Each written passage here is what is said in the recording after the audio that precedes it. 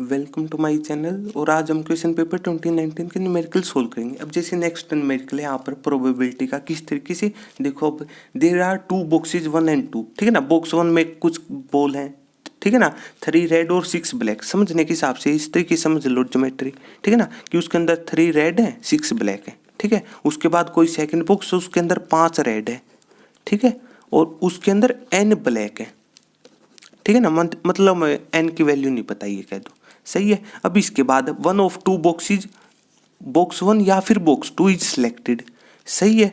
मतलब हमें ये नहीं पता कि कौन सा बॉक्स सेलेक्ट हुआ, मतलब एट रैंडम, सही है। और उसमें से कोई एक बॉल निकाल ली तो मतलब यहाँ पर ये बॉक्स सेलेक्ट हो सकता है, फिर ये सेलेक्ट हो सकता है, सही है। और एक बॉल निकाल ली, ठीक है ना। और इसके बाद the ball drawn is found to be red, मतलब वो रेड यहाँ से भी हो सकती है, यहाँ से भी हो सकती है, सही है। इसके बाद if the probability that this red ball comes out from second bag की बात हो रही है, तो मतलब ये था, सही है।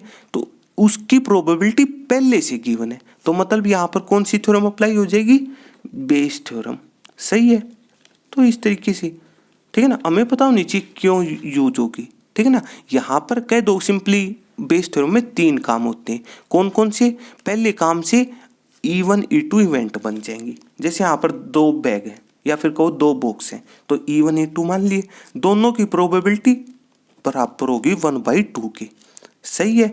या तो पहला बैग से अब एक टाइम पर बात करनी होती है, मतलब इस टाइम पर या तो पहला बैग सिलेक्ट होगा या फिर दूसरा। और एक काम बताई थी कि जितने तरीकों से वो काम हो एक टाइम पर, प्रोबेबिलिटी में याद रखने का तरीका, उन सभी का सम 1 होगा। सिंपल सी बात है, सही है। तो मतलब दोनों का सम अब एक टाइम पर तो या तो पहला सिलेक्ट होगा या फिर दूसरा। जब 2 ही हैं तो 2 ही में से कोई एक सिलेक्ट होगा ना, तो इस वजह से 1 के बराबर दोनों की।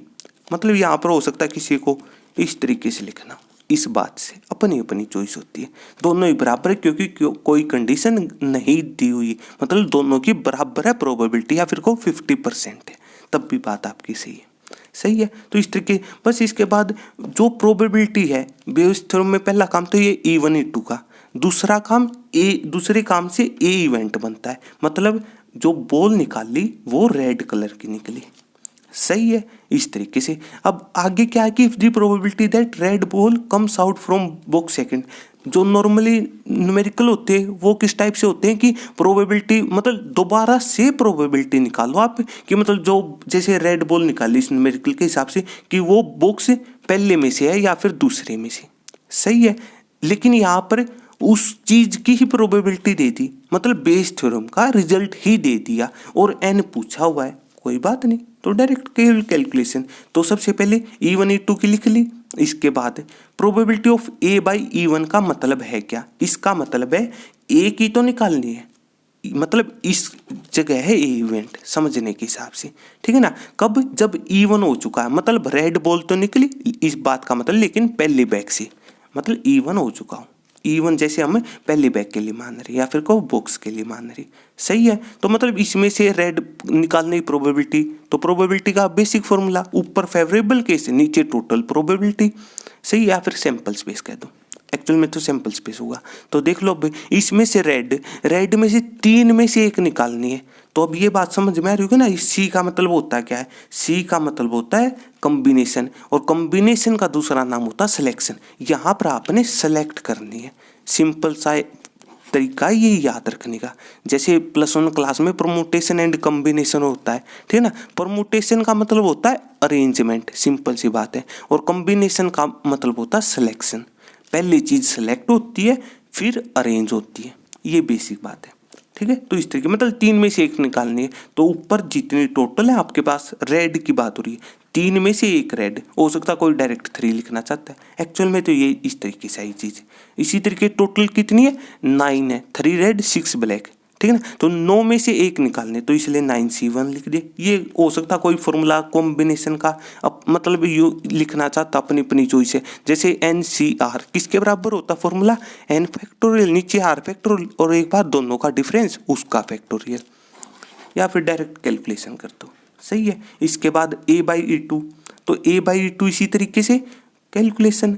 इसका मतलब है क्या कि ए की निकालो कब? जब सेकंड बॉक्स सेलेक्ट हुआ, मतलब यहाँ से, और रेड की, तो रेड कितनी है आपके पास 5, 5 में से 1 निकालने का ये तरीका। और नीचे सैंपल स्पेस मतलब बॉक्स में टोटल बॉल कितनी है, यहाँ पर तो ये 9 का मतलब है 3 + 6 और यहाँ पर 5 + n हो जाएगा क्योंकि हमें ब्लैक का नहीं पता है, इस वजह से कैलकुलेशन करके रिजल्ट मिल गया। अब बेस थ्योरम अप्लाई कर दो कि क्या कहा उसने कि वापस प्रोबेबिलिटी है निकालनी थी, मतलब ये आप कह दो कि गिवन है किसकी, कि वो जो रेड बॉल निकली वो बॉक्स सेकंड की है, मतलब वापस का मतलब है, इसको समझना हो तो इस तरीके से। सही है, फिर बेस थ्योरम का रिजल्ट अप्लाई करो तो देखो किस तरीके से। तो बस अगर मतलब उसका रिजल्ट लिखना चाहते हो लिख सकते हो आप इस तरीके से, नीचे जितने भी हो, जैसे यहाँ पर केवल 2 बॉक्स है इसलिए उनकी।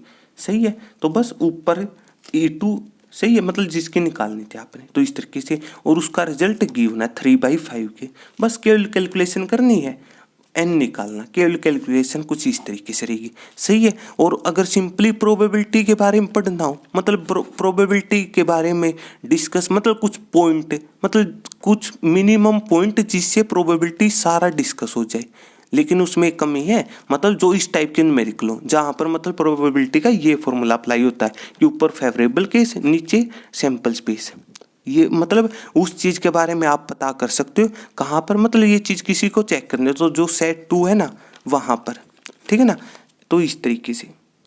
तो वैसे ये सेट 1 में मिलेगी आपको चीज़, ठीक है ना, मतलब क्वेश्चन पेपर जो 2019 उसका सेट फर्स्ट है, उसमें शायद नंबर यही था न्यूमेरिकल का, ठीक है ना, 28 है, में भी चेक कर लेना आप प्रोबेबिलिटी का जो सम है, उसमें सिंपल सी बात है प्रोबेबिलिटी की केवल 3 पॉइंट याद रख लो, सारी चीज़ डिस्कस हो जाए, लेकिन उसमें कमी क्या है, ये है कमी, ठीक है ना, मतलब जो इस टाइप का न्यूमेरिकल हो, मतलब अलग से फॉर्मूले वाली चीज़ ना होनी चाहिए। सही बात है, तो इस तरीके से n की वैल्यू निकल जाए, केवल कैलकुलेशन करनी थी आपने। सही बात है, तो अब जैसे इसी तरीके से इस सेट का लास्ट न्यूमेरिकल हमारे पास कुछ इस तरीके से, सबसे पहले कोई company manufacture 2 types of novelty, ठीक है ना, सोविना मेड ऑफ प्लाईवुड, किस तरीके से एक टाइप ए है और एक आपके पास टाइप बी है, 2 टाइप की बात हो रही है, ठीक है ना, केवल डायरेक्ट इन वर्डों पर ध्यान जाना चाहिए आपके पास। फिर हाउ मैनी सोविना ऑफ ईच टाइप, कितने टाइप है, 2 टाइप है, तो मतलब 2 वेरिएबल मान लो, उनके कह दो नंबर निकालने, हाउ मैनी। सही है, तो मतलब एक के x मान ली, एक के y। सही है, इसके बाद सोचो फिर, ठीक है ना, फिर हमें निकालना होता है, वेरिएबल चूज हो चुके, इससे अगला काम z अप्लाई कर लो, ठीक है ना, मतलब जहाँ से प्रॉफिट निकलता हो, ठीक है ना, यहाँ पर मैक्सिमाइज शो करना हमने, वैसे यहाँ पर सिंपली ये लिख सकते हो आप, प्रॉफिट के लिए जेड निकाला जाता है। सही है, अब देख लो फायदा कहाँ से होगा, करेंसी से, सिंपल सी बात है, रेट से कह सकते हो। सही है, अब जैसे रुपये का है तो मतलब 50, ठीक है ना, तो 50 किसके लिए है, ईच ऑफ टाइप ए, और टाइप ए के कितने थे, एक्स माने थे हमने, तो मतलब एक पर तो एक्स का फायदा है, सॉरी 50 का फायदा है, और एक्स पर 50 × x, बेसिक बात है ये। सही है, और फिर वाई, यहाँ पर जो सेकंड टाइप है वाई, उससे भी फायदा हो रहा है 60 ईच, तो मतलब जितने होंगे उसी से मल्टीप्लाई कर दो 60 × y। सही है, हाँ इसको रेट भी लिख, मतलब रुपी, करेंसी रुपी दी हुई है, इस वजह ये चीज़ लिख सकते हो आप। सही है, जेड आ चुका है, वेरिएबल भी चूज हो चुके, अगला काम कंडीशन का, तो बस जहाँ पर ये वैल्यू दी हुई वहाँ से कंडीशन बनेगी। देख लो अब क्या क्या कंडीशन है, कि जो टाइप है requires 5 minute each for cutting, और एक बार असेंबलिंग, मतलब 2 काम हो रही है, एक तो कटिंग का, मतलब एक इक्वेशन तो कटिंग की बना लो, एक असेंबल की। सही है, तो देख लो कुछ इस तरीके से, ठीक है ना, जो सोविना है वो क्या होता है, सिंपली निशान या फिर निशानी, ठीक है ना, कुछ या फिर चिन्ह को अपनी अपनी चॉइस है, तो सिंपली बस एक बार कट करना है, एक बार असेंबल करना है, तो मतलब एक बार कटिंग की इक्वेशन, तो जैसे 5 मिनट ईच कह रहा है। सही है, किसके लिए, टाइप ए के लिए, टाइप ए के हम x माने थे तो 5 से मल्टीप्लाई कर दो। सही है, फिर उसके बाद कटिंग बी की भी हो रही है, ठीक है ना, तो बी की दी हुई उसने, ठीक है ना, कि कुछ इस तरीके से 3 hour 20 minute available for cutting, लेकिन उससे पहले बी की तो यहाँ पर इस स्टेटमेंट में कि रिक्वायर्स 8 मिनट, तो 8 × y कर दो, टाइप बी के लिए हम y मान रहे हैं, तो ये बात आपको समझ में आ रही होगी 5x + 8y क्यों लिखा।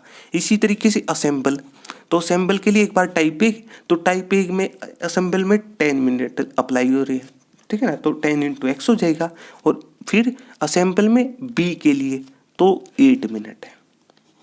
सही है, दोनों का सम अब यहाँ पर उसके बाद एक कंडीशन है, कंडीशन क्या है ये वाले कि there are 3 hours and 20 minutes available, मतलब मैक्सिमम टाइम ये है आपके पास, ठीक है ना। अब देखो सारा न्यूमेरिकल किस में था, मिनट में था, यहाँ पर आवर। अब आपकी चॉइस है इस न्यूमेरिकल को या तो मतलब ये ना, ये जो लिखा हुआ है ये दोनों साइड टाइम है, ठीक है। ये हमने जैसे मिनट का मान लिया, हो सकता है कोई आवर का मानना चाहते हो, अपनी अपनी चॉइस है, मतलब सभी को आवर में बदल लो, अपनी अपनी चॉइस है, जो भी अच्छा लगता हो, ठीक है। तो इस तरीके से बस कैलकुलेशन करनी है, तो इस तरीके से सही है। अब यहाँ पर क्या था कि there are 3 hours and 20 minutes, जैसे इसको कन्वर्ट करोगे 3 hours 1 hour में 60 मिनट, तो 180 + 20 तो 200, ठीक है। तो इस तरीके से सही है। तो मतलब मैक्सिमम टाइम आपके पास ये है, तो मतलब इतना तो है ना, मतलब 200 भी और उससे कम भी है, सही है। तो इस तरीके से इसके बाद 4 hour, तो मतलब 4 hour कितने मिनट हो जाएंगे, 4 × 60, सही है। तो मैक्सिमम टाइम ये है, मतलब इक्वल टू का साइन क्यों आ रहा है ये पता होना चाहिए, सही है। और इसके बाद जैसे दो ही कंडीशन दी हुई है और एक अपने आप ये तो होगी ही, मतलब एक्स और वाई मतलब 0 यूनिट बनी हो दोनों की, अब इससे कम थोड़ी ना होंगे, मतलब नेगेटिव थोड़ी ना होंगे, ये बेसिक बात है, सही है। बस इसके बाद ग्राफ प्लॉट करो, आंसर निकाल लो। तो देखो किस तरीके से, तो आगे कैलकुलेशन कुछ इस तरीके से रहेगी आपके पास। जैसे दो इक्वेशन थी, सबसे पहले तो इनइक्वलिटी को हटा को इक्वल की साइन अप्लाई कर लिए, फिर ग्राफ प्लॉट कर लिया, ठीक है ना। सिंपल तरीका क्या होता है कि जैसे पहली इक्वेशन एक बार तो x को 0 पुट कर दो, सबसे आसान तरीका। वैसे कोई भी 2 पॉइंट ले सकते हो, लाइन ड्रा करने के लिए कम मतलब 2 पॉइंटों से काम चल जाता है, आप ये कह सकते हो, सिंपल सी बात है ये, सही है। मतलब एक बार x 0 पुट कर दो, एक बार y 0, या फिर हो सकता है किसी को ये अच्छे ना लगते, कोई भी वैल्यू पुट कर देना, सही है। तो इस तरीके से नॉर्मली हम यही करते हैं, x 0 एक बार y 0, सही है। तो 2 पॉइंट निकाल लिए इस पहली के, उनको मतलब ज्वाइन कर दिया तो लाइन 1 आ जाएगी, केवल कैलकुलेशन है ये। इसी तरीके से सेकंड, ठीक है। अब इसके बाद चेक करना कि ओरिजिन की तरफ या फिर ओरिजिन से दूर, ठीक है, उसका मतलब। तो अब देख लो उसके लिए इनइक्वालिटी में x और y की जगह 0 0 पुट करना। जैसे एक तो ये इक्वेशन थी आपके पास, सही है। तो मतलब x और y की जगह 0 0 पुट करो, तो मतलब लेफ्ट हैंड साइड 5 × 0 8 × 0, तो 0 + 0 0। अब देख लो अगर ये बात ट्रू है तो ओरिजिन की तरफ, और फॉल्स है तो ओरिजिन से दूर। अब 0 200 के बराबर तो है नहीं, लेकिन छोटा जरूर है, सही है। छोटा है तो मतलब ओरिजिन की तरफ, ये एरो क्यों है यहाँ पर, ठीक है। इसी तरीके से यहाँ पर लेकिन इनइक्वलिटी में पुट करना था, तो मतलब यहाँ पर भी 0 < 240 वो बात ट्रू है, तो इसलिए ओरिजिन की तरफ। अब देख लो इन दोनों में कॉमन क्या है, इसका ओरिजिन नीचे है, सही है। ओरिजिन की तरफ मतलब ओरिजिन तो नीचे है ना, इस पॉइंट यहाँ पर चेक करोगे तो इस तरीके उसका कॉमन वो है, ठीक है ना, मतलब ये एरिया निकालना आपने, सही है। बस इसके बाद जो यहाँ पर एक्सट्रीम पॉइंट है वो सारे निकाल लो। तो जैसे ये कुछ पॉइंट तो डायरेक्ट पता चल रहे, मतलब ये वाले, सही है। ये सिर्फ कुछ नहीं, एक बार x 0 पुट किया था, एक बार y 0, उनको लोकेट किया हुआ है, सही है। तो इस तरीके से अब इसके बाद ठीक है, जो z दिया हुआ था लेकिन b पॉइंट है वो हमें नहीं पता, तो बस ना पता हो तो 2 इक्वेशन है, सोल्व कर लो, जो भी तरीका आप जानते हो, एलिमिनेशन, ठीक है ना, सब्ट्रैक्शन, मतलब जो भी तरीका आप पुट करो, x और y की वैल्यू निकाल लो यहाँ से, सही है, निकल जाएंगी। कैलकुलेशन है ये और कुछ नहीं, सही है। बस इसके बाद एट सभी पॉइंटों पर ओ ए बी सी मतलब 4 पॉइंट है जितने भी हों, ठीक है ना, तो जेड आ जाएगा, तो मतलब वही पॉइंट पुट करते चले जाओ, सही है। तो मतलब यहाँ पर x 0 y 0, तो मतलब 0 आ जाएगा।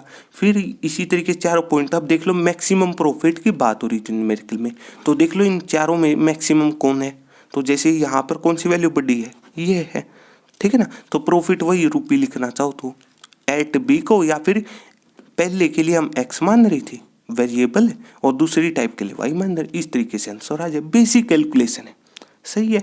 तो इस तरीके से रिजल्ट पुट करना होता है, मतलब केवल आसान तरीका क्या है, सबसे पहले तो मतलब वेरिएबल सिलेक्ट कर लो कितनों की ज़रूरत है, उसके बाद ठीक है ना कुछ इस तरीके मतलब z ड्रा कर लो, सही है, मतलब z को डिफाइन कर लो, फिर उसके बाद कंडीशन निकाल लो आप, फिर उसके बाद कंडीशन के बाद जो ग्राफ है वो प्लॉट कर लो, और फिर वो ओरिजिन वाली चीज़ कि मतलब इनइक्वालिटी में 0 0 पुट करो कि मतलब ओरिजिन की तरफ होगा या फिर ओरिजिन से दूर होगा, फिर मैक्सिमम है तो मैक्सिमम चेक कर लिया, कैलकुलेशन है, मतलब कहाँ पर कौन सी मतलब मैक्सिमम वैल्यू है, सिंपल सी बात है। हाँ, कुछ एक्स्ट्रा पॉइंट लिखना चाहते हो तो वो ये लिख सकते हो कि जो ये ग्राफ है वो बाउंडेड और फिजिबल है, ठीक है ना। इस तरीके लिखना चाहो तो, अगर ये पता है कि इनका मतलब है क्या। अगर ना पता हो तो जो LPP की प्लेलिस्ट है वहाँ पर मतलब कोई भी न्यूमेरिकल चेक कर लेना, इस चीज़ का मतलब पता चल जाएगा आपको।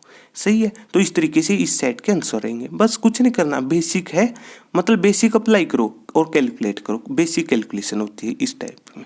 सही है, तो अगर आपको मेरी वीडियो अच्छी लगी तो इसको लाइक कीजिए और मेरे चैनल को सब्सक्राइब कीजिए। तब तक के लिए थैंक यू।